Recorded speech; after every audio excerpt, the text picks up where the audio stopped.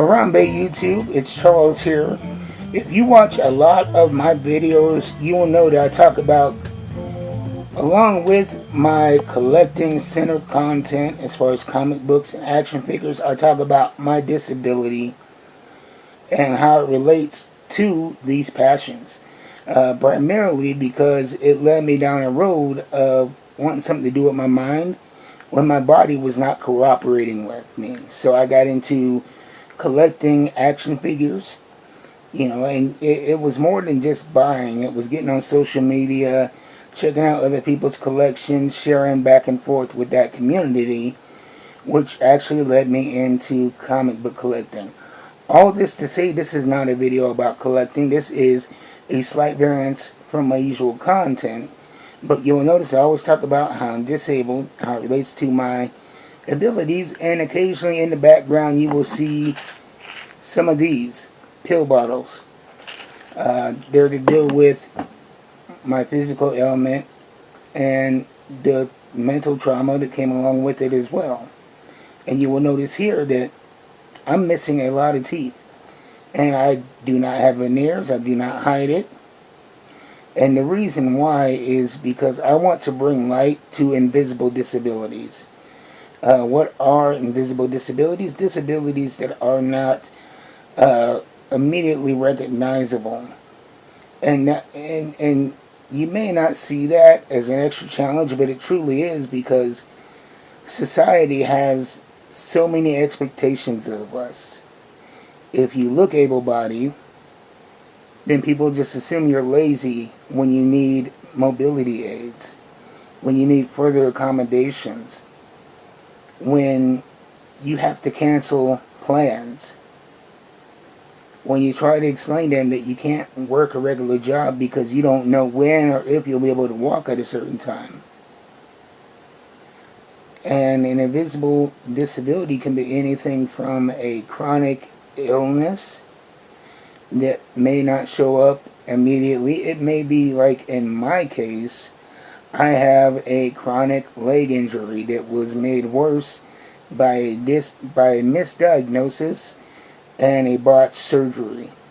And I had to have a second surgery to try to repair some of that first surgery. But after about nearly 3 years of physical and vocational rehabilitation, the doctors declared me at maximum medical improvement and made me aware that I would not be able to walk normally or live the life that I had made plans to. And that was traumatic to me. I was in denial for years. And I tried to go back to my old job like nothing had changed. And my coworkers, because I was a very good coworker. I was the guy at the store. I worked at a convenience store. Yeah, it's not the most high status job, but I loved it because it was something that, allowed me to, first off, get exercise. Because most of my life back then was playing video games. And being a convenience store clerk, if you're doing it right, it's a lot of movement. Whenever you're not dealing with the customer, you're getting up and down, cleaning, carrying stuff, stocking stuff, sweeping, mopping, a lot of physical activity.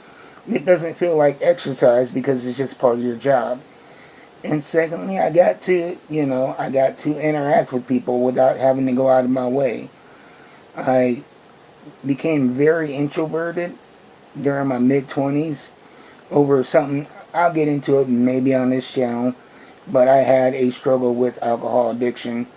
And after that, I had social anxiety. And so I loved my convenience store job because it gave me activity and connection. And when I went back to work, my coworkers, they went out of their way to get me back in, to the point of being detrimental to them. Whereas before, my work had gotten everybody raises and had gotten the store bonuses. And because of that, they went out of their way to make me feel comfortable and like I was contributing. But I couldn't get away from behind the counter in between customers, because by the time I got to a broom, by the time I got to a mop, I was in too much pain to use it, and I had another customer at the register. And it got to a point to where I was behind the counter and my coworkers were stocking the shelves, And the customer asked me to give him a pack of cigarettes, and I couldn't get it because it was on the bottom shelf. I'm like, okay, this is just a learning curve. But then I had a break in customers. I went to make coffee. Easy task. But I couldn't reach the coffee pouch because it was so low in the cabinet. And I had to ask a coworker to get that for me. And in that moment, I realized that I wasn't really, I was a liability. And it was, I'm not going to cut. I'm going to keep it real. But that broke my heart. And it caused an identity crisis. This started my depression. And as you can see, some 15 years later, it's still raw.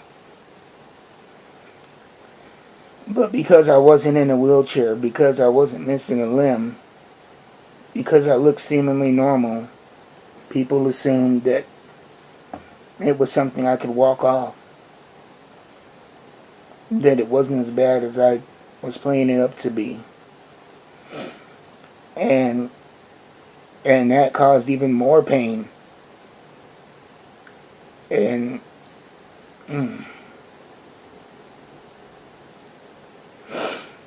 it took me a while to be okay and to decide to live, because there were moments where I had made other choices.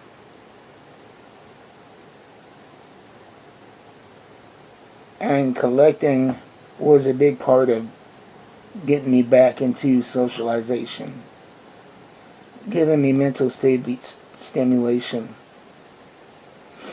and giving me something, even if small and insignificant, something to look forward to.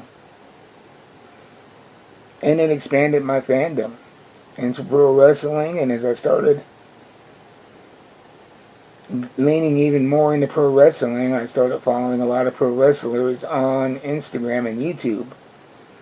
And what inherently comes with that job? Weightlifting and health. And so I bought myself some dumbbells. And for 4 years now, I've been lifting weights 6 days a week. And I've reversed my diabetes. I've lost weight. I've gained functional strength. Before, I couldn't get up off the floor if I either fell down or I sat down without a lot of help. But now I can. And collecting in a roundabout way made that happen. Collecting got me back into community. Collecting gave me some light in those dark moments. And so I want to be an open door, an open window, and show that having to have antidepressants, and yes, the occasional painkiller, and diabetes medicine, and heart medicine, it's okay. I have broken teeth because all the meds I take, they dehydrate me, they cause tooth damage. A lot of disabled people, they experience this and they feel shame about it. But I want to show somebody that if you're in that place dealing with the mental and physical anguish of an invisible disability, you're not alone. It is not the end. And just find something to get you through this darkness, this moment. And you will find that on the other side of this moment, some good stuff. Some brightness. Something to keep going forward. And I appreciate all you guys who follow me. I got over 350 subscribers, which, yeah, is not a lot. But it's a lot to me because no offense, and don't take this the wrong way, but my target audience wasn't likely you. If you're blessed enough to not have an invisible injury, which don't get, I'm not saying it's not for you, but my target audience was that person like me that may be going through some heavy stuff that needs a light at the end of the tunnel. But don't get it twisted. Even if you're not dealing with an invisible disability, I'm here for you too. And like I said, invisible disabilities, they have to run the spectrum from, you know, needing a wheelchair to needing medication to needing dialysis to needing, you know, medication for depression and therapy. Like, I went through years of therapy. I still take antidepressants.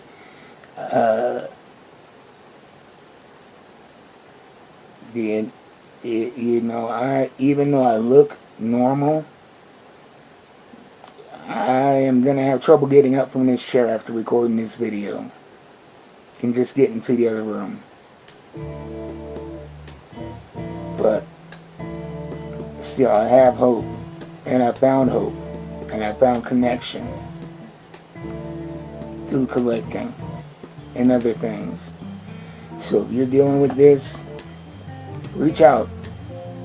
You can find me on Blue Sky at Old Ass Nerd, and here on YouTube at Old Nerd Reviews YO.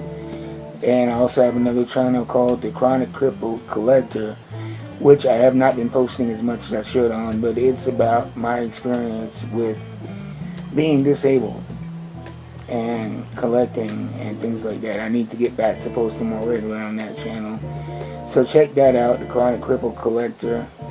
I may post this video there as well. But thank you for watching. As I always see, keep buying them books. Keep buying them action figures. Harambe, which means let's pull together. And I'll see you on the next one.